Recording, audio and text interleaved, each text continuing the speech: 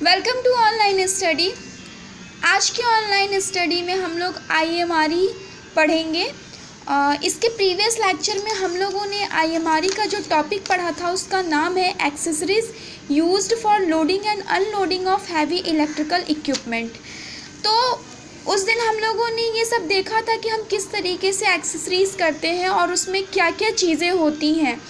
तो पहला था आपका जैक्स, विंच, पुली ब्लॉक, होस्ट, क्रेन और हैंगिंग डिवाइस। जैक्स के बारे में तो हम लोगों ने स्टडी उस दिन कर लिया था, बट उसके नेक्स्ट टॉपिक के बारे में नहीं पढ़ा था कि विंच क्या होता है, कैसे वर्क करता है।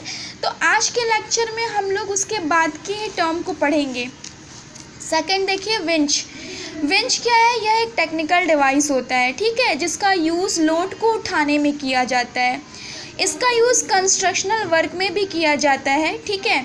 अब देखिए कितने टाइप के विंच होते हैं। फर्स्ट मैनुअल और हैंड ऑपरेटेड विंच, ठीक है, यानी ऐसा विंच जो कि मैनुअल और हैंड से ऑपरेटेड हो, हैंड के द्वारा किया जा सके। दूसरा होगा इलेक्ट्रिक मोटर ऑपरेटेड विंच, ठीक है। सेकंड हम लोग पढ़ेंगे पुली ब्लॉक के बारे में। तो ये भी एक टेक्निकल डिवाइस है जिसका काम होता है कि एक या एक से अधिक पुली द्वारा लोड उठाने का, ठीक है। यानी कि इस चीज़ को समझने के लिए जिसके पास भी आईएमआरई का बुक होगा तो आप पुली ब्लॉक में देखना कि एक पुली होगा, पुली के द्वारा ही लोड उठाया जाता है, ठीक है। यह एक, अब इसको कैसे करते हैं, यह एक शेयर लेग से इसको लटका दिया जाता है। अब शेयर लेग मैं यहाँ नहीं दिखा पाऊँगी क्योंकि मेरे पास बुक नहीं है, तो आप बुक देखना जहाँ भी पुली ब्लॉक का बना होगा। तो एक शेयर लेग से पुली ब्लॉक को लटका दिया जाता है और उसकी चेन या रोप को खींचकर लोड उठाया जाता है, ठीक है। टू टाइप के आपके पुली होते हैं, हैंड ऑपरेटेड पुली और सेकंड पावर ऑपरेटेड पुली। मतलब कि एक ऐसा होता है कि हाथ से ही आप ऑपरेट कर सकते हो और दूसरा पावर के द्वारा आप उसको ऑपरेट करते हो, ठीक है। नेक्स्ट अगर हम देखेंगे तो नेक्स्ट है आपका होस्ट या हैविस इसको कहते हैं। ये भी क्या है? ये भी एक टेक्निकल डिवाइस है जिसके द्वारा लोड स्विंग करा सकते हैं। लोड को आप क्या करा सकते हो? स्विंग करा सकते हो या फिर उतार सकते हो, ठीक है। इसका यूज़ 250 किलोग्राम से 10 टन लोड उठाने की कैपेसिटी तक के लिया जाए। मतलब इसका यूज़ कितनी कैपेसिटी लोड उठाने में किया जाता है? तो आंसर होगा 250 किलोग्राम से 10 टन तक के लोड को आप उठा सकते हो, ठीक है।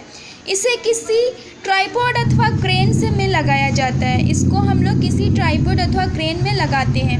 बच्चों ये सारी चीज़ें हम वो पढ़ रहे हैं कि मतलब किस तरीके से लोडिंग और अनलोडिंग की प्रोसेस की जाती है, कितने टाइप से, उसके बारे में हम लोग पढ़ रहे हैं, ठीक है। तो थर्ड हो गया आपका होस्ट और हैविस। अब देखते हैं आगे। इसमें ये भी देखेंगे कि कितने टाइप के होते हैं। तो 2 टाइप्स के होते हैं आपके, मैनुअल पावर ऑपरेटेड और इलेक्ट्रिक पावर ऑपरेटेड। जैसे पहले प्रीवियस में आप लोगों ने पढ़ा था इन दोनों में कि मैनुअल मतलब खुद हाथ से आप कर सकते हो जो इंसान करता है नॉर्मली, और दूसरा होगा इलेक्ट्रिसिटी पावर दे करके।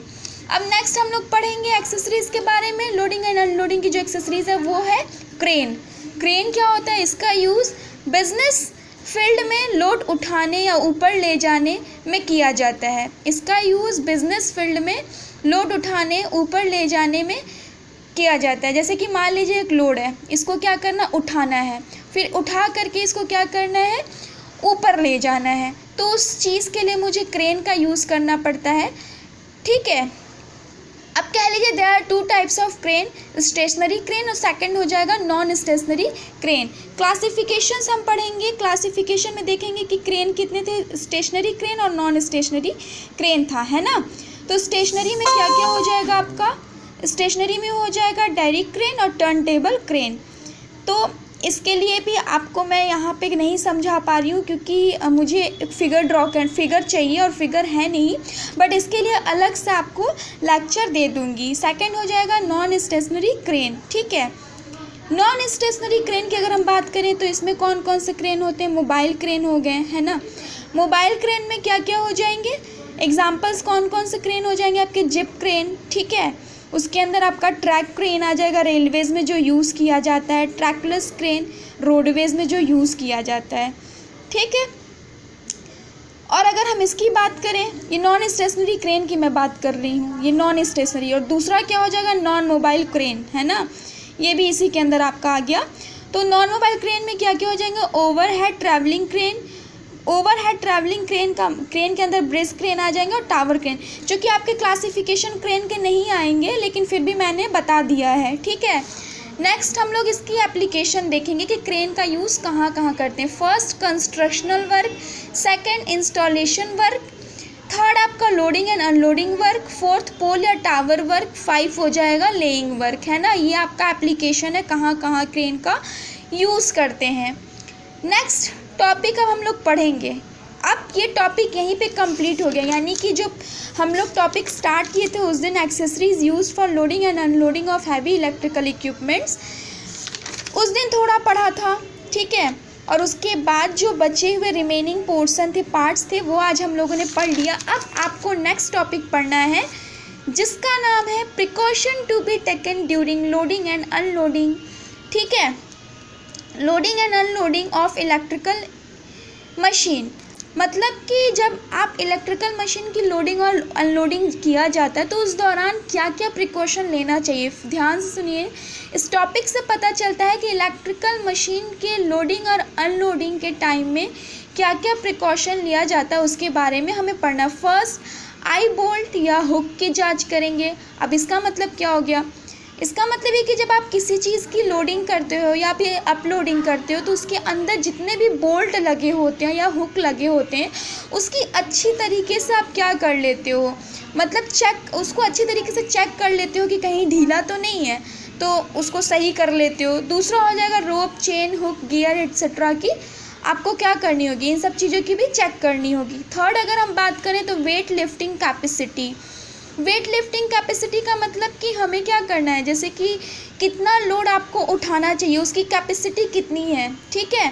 कैपेसिटी से ज़्यादा आप लोड को नहीं उठाओगे, अगर आप कैपेसिटी से ज़्यादा उठाओगे तो उसका टूटने का भी खतरा, या फिर टूटने का तो खतरा होगा ही, मतलब जो भी मशीन है, और साथ ही साथ और भी प्रॉब्लम आपके हो सकते हैं, ठीक है।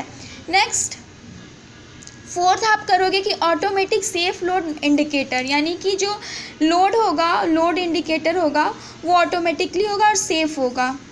जितनी भी आप लोड कैरी कर रहे हो तो उसके लिए इंडिकेटर लगे होंगे जो ये बता देता है कि आप कितना लोड इसमें बेयर कर रहे हो, उठा रहे हो।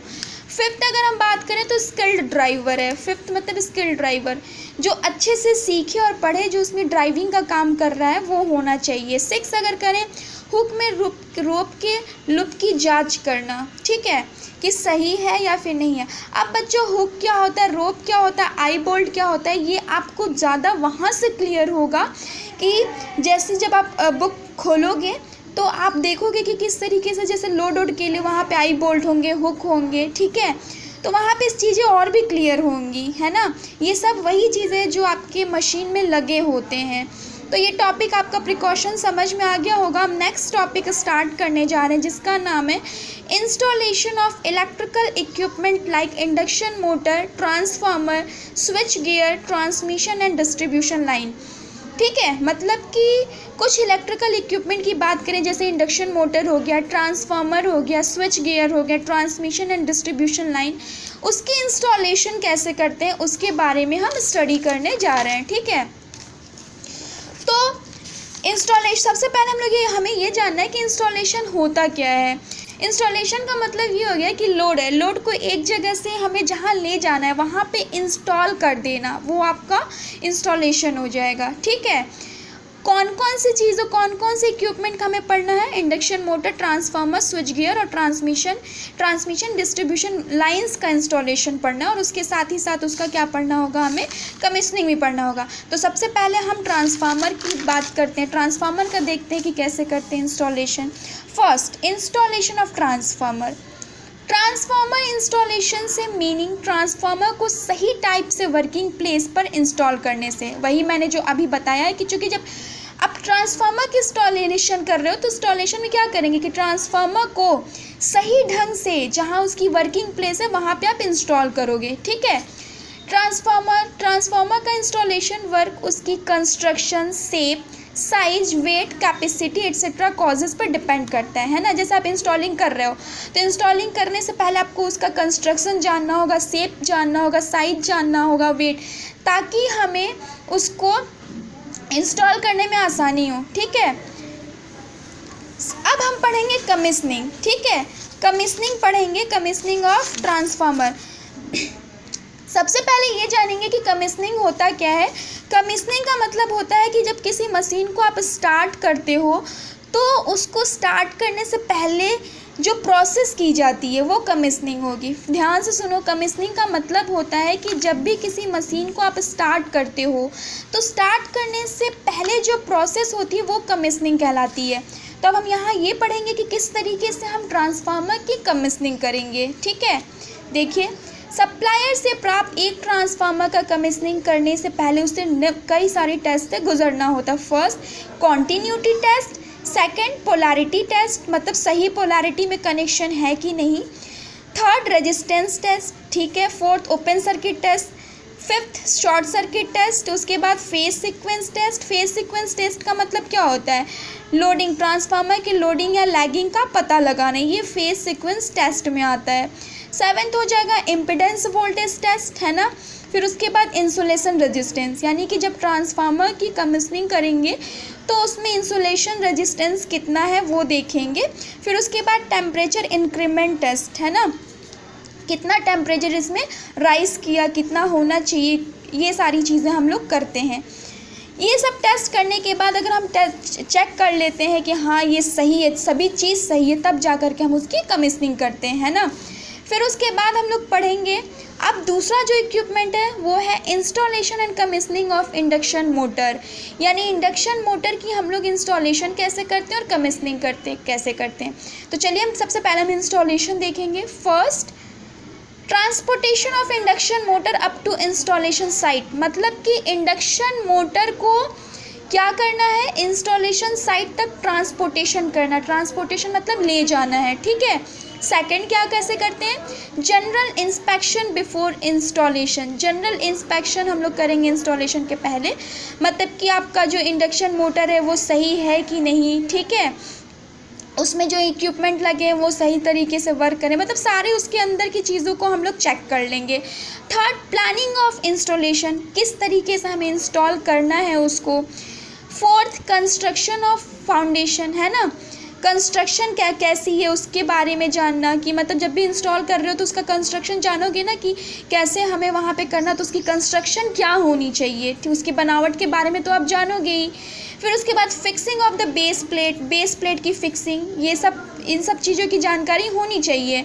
फिक्सिंग ऑफ द मोटर, यानी कि मोटर को कहाँ कैसे फिक्स करना है ये देखते हैं। मोटर अलाइनमेंट, अब बच्चों अलाइनमेंट का मतलब होता है संरेखण। संरेखण का मतलब होता है एक रेखा में करना, यानी कि मोटर को एक लाइन में आप अलाइन रखोगे।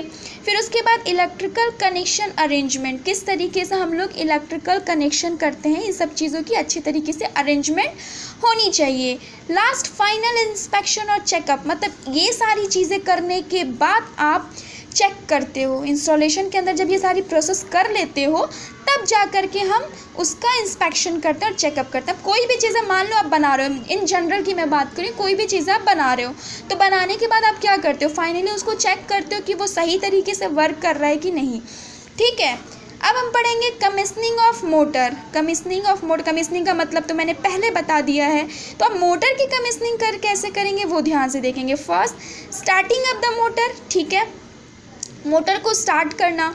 Second, failure to start of motor, ठीक है, मतलब कि जब मोटर को स्टार्ट कर रहे हैं तो वो फेल्योर कैसे हो रहा है वो चीज़ें हमें चेक करनी होती, वो कैसे ठीक करना है ये चीज़ें करनी है। Failure to take load by motor, motor जब लोड उठाता है तो उसमें जो फेल्योर हो जाती है, जो उसमें प्रॉब्लम आती है वो चीज़ें देखना और उसको सही करना, ये सारी चीज़ें कमीशनिंग ऑफ मोटर के अंदर आती है। बाकी कुछ और इक्विपमेंट जो आपके बचे हुए हैं उसमें भी इंस्टॉलेशन एंड कमीशनिंग ऐसे ही होंगे, तो वो हम लोग नेक्स्ट लेक्चर में देखेंगे। ठीक है, जैसे डिस्ट्रीब्यूशन लाइन हो गए, शेयर वाले जो हैं वो सब चीज़ें मैं बाद में पढ़ाऊँगी। तब तक पहले बच्चों आप इतना पढ़ो। ठीक है, स्टार्टिंग में हम लोगों ने यहाँ पे क्या बताया था, क्रेन, विंच, पुली, ब्लॉक, होस्ट, ये सब पढ़ा दिया था, उस दिन का बचा हुआ था। उसके बाद क्लासिफिकेशन ऑफ क्रेन हमने देखा। उसके बाद precaution to be taken during loading and unloading of electrical machine. फिर इंस्टॉलेशन कैसे करते हैं, कमीशनिंग कैसे करते हैं डिफरेंट टाइप के इलेक्ट्रिकल इक्विपमेंट के, और बाकी कुछ हम लोगों ने टॉपिक भी देखा है। ठीक है, तो ये टॉपिक को आप अच्छे से समझिए क्योंकि इसी टॉपिक से क्वेश्चंस आते हैं, टॉपिक से ही लेकर के क्वेश्चंस आपके आ जाते हैं। तब तक के लिए थैंक यू। ये नोट्स आप बना लेना। ठीक है, ओके, थैंक यू।